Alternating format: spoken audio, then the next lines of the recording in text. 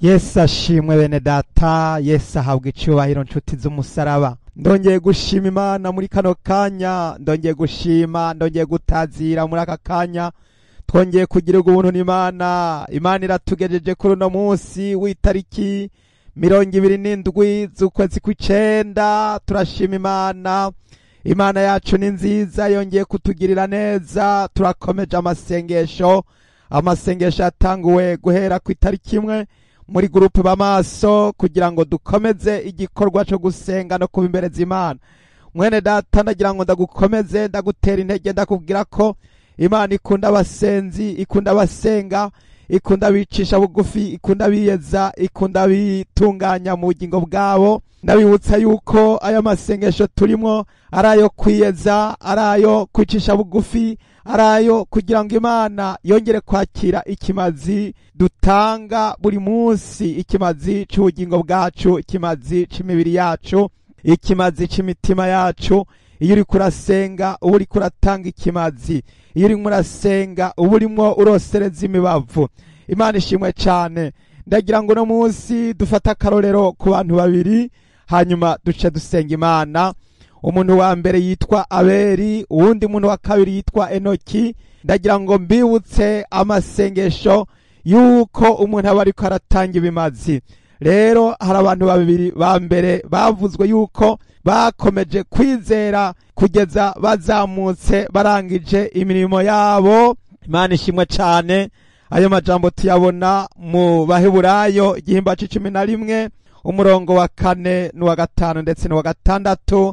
Turagiye gusoma ivyo abantu babaye abahizi mu kwizera. Mwene data, nawe muri no minsi ubu muhizi mu gutanga ibimazi, ubu muhizi mu gusenga, ubu muhizi mu kugira ngo uhindure ingeso zawe kugira ngo zibe ingingo z'abakristo z'umwana w'Imana, ucike umwana w'Imana by'ukuri.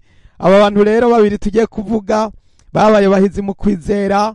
Ndagira ngo uno munsi tusangira aya majambo hanyuma duce dusenga Imana. Abaheburayo 11 umurongo wa 4 uravuga ngo ukwizera niko kwatumye Abeli aha Imana ikimazi kiruta ica Kayini, niko kwamuhesheje gushingirwa intahe kwari umugororotsi, hamwe Imana yashingira intahe amashikanwa yiwe yuko ari meza, kandi niko kwatumye nanone akivuga naho yapfuye. Ukwizera niko kwatumye Henoki ajanwa mu ijuru ngo ntabone urupfu, kandi ntiyaboneka kuko Imana yamujanye, kuko yashingiwe intahe atarajanwa yuko yahimbaye Imana.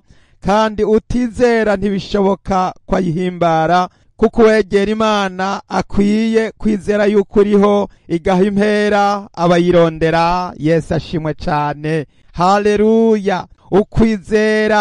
Ukwizera niko kwatumye Abeli ashingirwa intahe, niko kwatumye Abeli aha ikimazi Imana.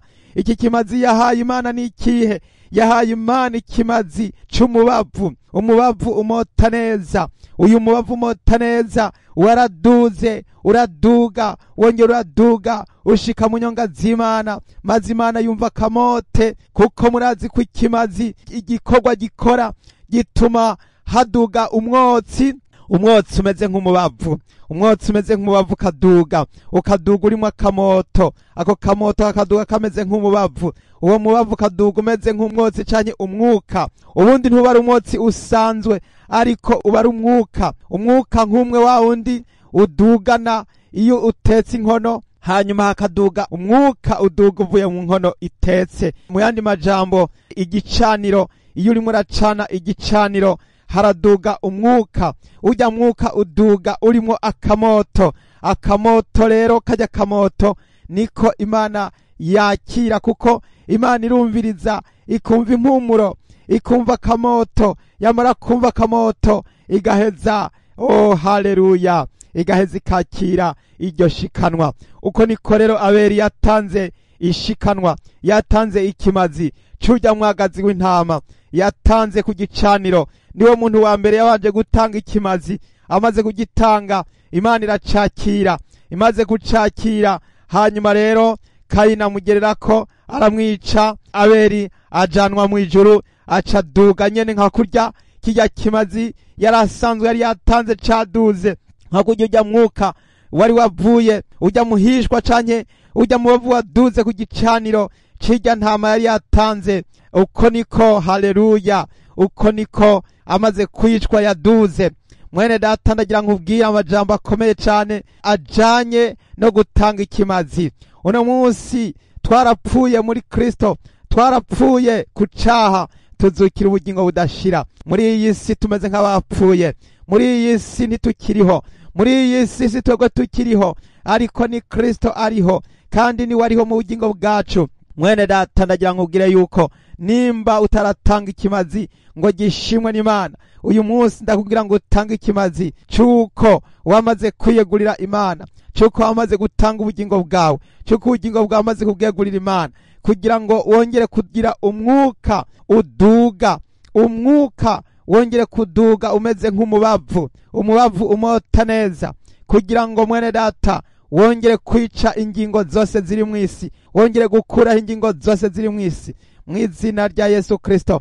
Rero umuntu wa mbere yatanze ikimazi kigashimwa ni Abeli. Urumva uwa mbere ni uyu Abeli yatanze ikimazi, Imana ikacakira. Hanyuma rero isi iramwanka, isi ntiyabikimwemera, imaze kumwanka hanyuma arapfa, hanyuma araduga. Kandi muribuka ko Abeli risobanurwa ngo umwuka, umubavu uduga ujya mwuka. Abeli nico risobanurwa umubavu, umwuka, vapere. Abeli risobanurwa ngo vapere, vapere. Mwene data mbegura vapere, mbegura umwuka, umwuka mwiza, umwuka uduga mu kirere. Iyo uri kuraduga mu kirere haca haza akamoto, akamoto mu kirere karaza, hakaza akamoto kameze neza, gahumura neza mu kirere. Umubavu, umubavu utuma akamoto kaduga neza. Vapere ituma hejuru hakamota nk'iparufe, iparufe imota akamoto keza kavuye mu kimazi uri muratanga. Mwene data Imana ishimwe cyane. Nuko rero uyu muntu wa kabiri ni Enoki. Enoki mwene data ndakubwira ubuzima bwa Enoki. Enoki yashingiwe intahe atarajanwa mu ijuru, hanyuma haragera igihe ntiyabakiboneka kuko Imana yamujanye. Uko niko umuntu w'Imana iyo ariko aratanga ibimazi, yariko aratanga ikimazi, aradugana umubavu, umubavu kamota wajya kimazi, hanyuma Imana ikumviriza impumuro, ikumviriza kamoto, hanyuma ujya muntu ikamujana. Mwene data witegure kujanwa mu ijuru, witegure kuduganwa mu ijuru kubw'ikimazi cawe ciza watanze, witegure kujanwa mu ijuru kuko umuntu wese agomba gutanga ikimazi. Haleluya. Paulo yaravuze ngo nuko rero mutange ibimazi bizima vyera, niko kuyikorera kwanyu ko gira ikimazi, kandi ntimushishanywe n'ivy'iki gihe, ariko muhinduke rwose. Abaroma 12 umurongo wa mbere n'uwa 2. Mwene data tanga ikimazi, tanga ikimazi nk'ico Enoki yatanze. Enoki yarakundanye n'Imana, yabanye n'Imana imyaka 365 yose, arayirangiza amaze kuyisozera. Hanyuma Imana iramujana kuko yamatanga ikimazi, hanyuma Imana iramujana kuko yatanga ikimazi kikumvikana nk'umubavu mota neza. Mwene data natwe muri bino bihe turakeneye gutanga ibimazi, kugira ngo ibimazi dutanga bitume Imana yakira impumuro. Imana ishimwe cyane. Haleluya, haleluya. Yesu, mbega umunezero. Mwene data wipfuze kuduganwa mu ijuru, wipfuze kujanwa nk'uko Enoki yagiye. Uno munsi twize abantu babiri. Uwa mbere yagiye aciye mu rupfu, ariko wa kabiri yaduze aduganywe mu ijuru, ajanywe n'Imana kubw'akamoto keza. Imana yamwumvisemo, Imana iramukunda, Imana iramujana. Mbega mwene data urafise akamoto, mbega akamoto ufise ni keza, mbega ufise akamoto kameze gute imbere z'Imana. Ndagira ngo uyu mwanya dusenge Imana itwakirira ikimazi, Imana itwakirira ishikanwa. Ndagira ngo dutanga ikimazi cyo gushima nico gukenguruka.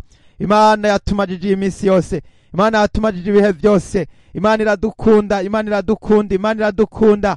Haleluya, haleluya, haleluya. Imana irakunda umubavu mota neza. Imana irakunda vapere ziduga neza. Imana irakunda abantu badugana muri vapere, bakaduga muri vapere, bakaduga mu muhishwa, bakaduga bakaduga kugira ngo baduganwe mu ijuru. Imana iragomba ko tuduganwa mu ijuru. Ndagira ngo muri kuno gusenga twongere gutanga imibiri yacu kugira ngo yongere kwakirwa imbere z'Imana. Mwene data rero ndakuraritse kugira ngo kongera gutanga ikimazi cyo gushima n'icyo gukenguruka, maze wongere kuza imbere z'Imana usenga, wongere kuza imbere z'Imana utazira, uza imbere z'Imana utanga ikimazi cy'amashimwe. Haleluya, haleluya. Tugiye gusenga Imana. Data wera wo mu ijuru, Mana isumba byose, mu izina rya Yesu ndagushimiye cyane yuko mwami wakiriye ishikanwa rya Abeli. Ndagushimiye cyane yuko mwami Yesu Kristo yatanze ikimazi kigashimwa. Ndagushima mwami wanje, Mana yanje yera wo mu ijuru. Ndagushima mwami yuko wakiriye mwami ikimazi cya Enoki, uramujana ntiyabe yakiboneka. Mwami ndagushima yuko abo bombi bashingirwa intahe, kuko mwami batanze ibimazi, kuko mwami bagushima, bagutazira, bakenguruka, bama batazira. Ikimazi bisobanurwa gushima. Iyo umuntu atanze ikimazi cy'amashimwe aba ariko arakenguruka, aba ariko aratazira. Mwami ndagushima, uduhe kumenya mwami gutanga ikimazi. Mwami ikimazi tugitanga mu mashimwe, tugitanga mu munezero, tugitanga mu byishimo no mu gushima no mu gukenguruka. Mwami ndatanze ikimazi cy'umutima wanje, ndatanze ikimazi cy'umubiri wanje, ndatanze ikimazi cy'ubugingo bwanje. Mwami Yesu wa Nazareti, Munyanazareti wadupfiriye ku musaraba, waradupfiriye, waradutangiye ikimazi kirusha vya bindi, ikimazi gikuraho ibyaha. None mwami nanje ntanze ikimazi cy'amashimwe, ntanze ikimazi cy'umunezero, ntanze ikimazi cyo gushima. Mwami ndagushimira ko ari wowe watubereye mu gishingo, nuhabwe icyubahiro. Ni wowe mwagazi w'intama w'Imana watanzwe ku kimazi uhereye ku kuremwa kw'isi. Ndagushima Mana, ndagutazira uhoraho, ndagutazira, ndagushima kubw'ibi byiza wadukoreye Mana. Urakoze mwami wanje Yesu. Ndasengera umwene data, umuhe gutanga ikimazi nk'icyo Abeli yatanze, umuhe gutanga ikimazi nk'icyo Enoki yatanze. Mwami umwakirire ishikanwa ryiwe, umwakirire ikimazi ciwe, umwakirire ishikanwa ryiwe arimo aratanga ry'umutima ukunze, umutima wizera, umutima wihana, umutima ukizwa, umutima umeneka, umutima witandukanya n'icaha, umutima wiyoroheje. Mwami ndasengera abantu bose barimo baratanga ibimazi, bongere gutanga ibimazi, byongere gushimwa, ibimazi byabo byongere kwakirwa, ibimazi byabo byongere gushimwa, ibimazi byabo byongere kwakirwa mu ijuru. Urakoze Mana yo mu ijuru, urakoze Yesu, urakoze mwami, urakoze mwami. N'uyu mwene data numwakirira ishikanwa, numwakirira ikimazi, numwakirira ikimazi arimo aratanga ikimazi cyo gushima, arimo aratanga ikimazi cy'amashimwe. Numwakirira ikimazi atanze cy'umutima, kivuye ku mutima ushima, mu izina rya Yesu Kristo wa Nazareti. Ndagushimira ko abantu barimo baratanga ibimazi by'amashimwe. Aburahamu yatanze ikimazi cy'umwana we Isaka ku musozi Moriya, aratanga ikimazi kirashimwa. Maze kimaze gushimwa, Imana irarabira avuga ati Aburahamu ndagushimiye, ndabonye yuko nkunda, ati nukorera umwana wawe ntagipfuye. Maze acamuha intama. Yo Yesu, maze iyo ntama kiraboneka ku musozi Moriya, iyo ntama kiraboneka mu gisaka. Maze Aburahamu yabira iyo ntama bari yatanga ku ikimazi mu gishingo cy'umwana we Isaka. Mwami ndagushimira yuko mwami yagaruriye umwana we Isaka nk'uzutse avuye mu bapfuye. Ndagushimira yuko iyo ntama ishushanywa ikagereranywa n'umwami wacu Yesu Kristo atwitangiye ku musozi Golgota. Ndagushimira mwami Yesu Kristo. Mwami ndagushima, iyo umuntu atanze ikimazi kigashimwa, Imana iranezerwa, Imana iranezerwa n'ibimazi bizima byera. Oh haleluya, ibimazi bimota neza, umubavu umota neza. Akira ishikanwa, akira ikimazi cy'umubiri wanje, akira ikimazi. Mwami ndasengera abantu bose barimo barihana ibyaha, barimo baratura, barimo barapfukama, barimo baratakamba, barimo barasenga. Wongere kubakirira ishikanwa ryabo Mwami, wongere kumva imitwaro yawe, wakira imitwaro. Ndasengera umuntu mwami ari mu bigeragezo bikomeye bidasanzwe byamurengeye, wongere kumutabara umukize. Mwami Yesu, ndasenze mu izina rya Yesu kugira ngo umubere intsinzi, umubere ubuhungiro, umubere umutabazi, umubere inyubako, umubere inzu itava, umubere byose, umubere ibyo kurya n'ibyo kunywa. Data, umubere intsinzi muri byose mwami. Data ndamusengera, ndasengera mwami mwene data umukenyezi mwami, ndamushyize mu biganza byawe. Umugirire neza, umugenderere, umugirire neza, umugenderere, umuhe intsinzi muri ibi bigerageza arimwo. Umukenyezi ari mu bigeragezo bikomeye, ndamusengera kugira ngo Yesu wongere kumutabara, wongere kumugenderera, wongere kumugirira neza, wongere kumutsindanishiriza, wongere kumugwanirira. Uramubera intsinzi, uramubera ibisubizo, uramubera ibisubizo muri bibazo biruhanije. ibibazo adashobora kwikemurira ubwiwe. Mwami ndamusabiye umuha inkomezi zo kunesha nizo kurwana nizo gutsinda. Mwami nk'uko Yesu Kristo wasenganye umubabaro mu ishamba ry'Igetsemane, hanyuma umumarayika akaza akakongera inkomezi, ndasengera umukenyezi yongere guhabwa inkomezi, yongere guhabwa imbaraga mu masengesho arimo arasenga, yongere guhabwa inkomezi mu bigerageza arimo aracamwo. Jambo ry'Imana avuga ngo hahirwa uwihanganiye umugerageza kuko niyamara kurama azahabwa igitsibo cy'ubugingo. Ico Imana yasezeraniye abayikunda. Ndamusengera ndamusabira imbaraga z'iburyo n'ibumoso, ndamusabira kwambara ibigwanishwa byose uko ari ndwi. Ndamusengera mu izina rya Yesu umuhe inkomezi, umuhe gutsinda mu izina rya Yesu. Ndongeye gusengera ingo zirimo zirasenyuka kugira ngo zongere kongera Mwami Imana nzima kubakwa. Ingo ziko zirasenyuka zubakwe, kuko Mwami urugo ari ikimenyetso n'ikigereranyo Mwami Yesu Kristo cy'ubuzima bwo mu itongo ryo muri Edeni, kuko Mwami ariho umuryango utangurira. Mwami ndagushima, ndasengera ingo kugira ngo Yesu zongere gushikama. Muri kino gihingo zirakeneye gushikama, muri kino gihingo zirakeneye kugira gahengwe, muri kino gihingo zirakeneye kuhabonekana umuco, kubonekana ubumote bwiza bwa Kristo. Muri kino gihe turasaba kugira ngo Mwami ingo zongere Mwami gutanga ibimazi bizima vyera. Muri kino gihe turasengera abubatse couple Mwami abubakanye umugabo n'umugore, kugira ngo Mwami bongere kuyaga neza, bavuge rumwe, baname rimwe, baje inama. Mwami ntihagire uwuca inyuma uwundi, ntihagire ukora ibindi uwundi yinyegeje, bakore bimwe bahuza, bakore bimwe Mwami, bakora ibyo bahurizako mu izina rya Yesu. Ntihagire uwinyegeza uyundi Mwami, Mwami Yesu Kristo, kuko basezeraniye imbere y'ishengero n'imbere y'Imana n'imbere y'abantu yuko Mwami batazohemukiranira. Mwami Yesu abubakanye ntibakwiye guhemukiranira, ntibakwiye Mwami kunyuranya no gukora amafuti yo gufudika, kugira ngo umwe wese asange arimo arabesha uyundi amubesha. Ndasenze mu izina rya Yesu kugira ngo bavugane ukuri, bagendere mu kuri, bakorere mu kuri. Umugore avuga ukuri imbere y'umugabo wiwe, umugabo avuga ukuri imbere y'umugore wiwe. Mwami bose bubatse urugo rumwe, Mwami bavyara abana kandi abana bahezagiwe n'Imana. Mwami ndasenze mu izina rya Yesu kugira ngo uyu mwansi atsindwe mu izina rya Yesu, uyu mwansi yirukanwe mu izina rya Yesu. Ibitero byatera urugo bijogere gutsindwa mu izina rya Yesu. Abadayimoni bamwe basenya n'urugo birukanwe, ndabirukanye mu izina rya Yesu. Batuzwe Mwami ndasenze mu izina rya Yesu kugira ngo urugo ruburwo rusenga, basengere hamwe, basenge bafise umutima umwe, basenga badahumeka, buzuye mpwemu yera, buzuye ubushobozi bw'Imana, buzuye gusenga, buzuye gukizwa neza. Urugo rw'abubatse ndabashize mu biganza byawe, bongere gusengana umwete, bongere gusenga. Ingo z'abubatse bongere gutanga ikimazi nk'ico Abeli yatanze, bongere gutanga ikimazi nk'ico Enoki yatanze. Batangiye imibiri yabo ibi bimazi bizima vyera, niko gukorera kwabo kogira ikimazi muri no misi. Ndabasengera Mwami mu izina rya Yesu, ntibashushanywe n'ivyiki gihe, yamara bahinduke gose bagize imibiri n'imitima misha myiza. Data wo mwijuru ndabakwingingiye Mwami, ndasengera ishengero kugira ngo ryongere gutanga ikimazi congere gushimwa imbere z'Imana.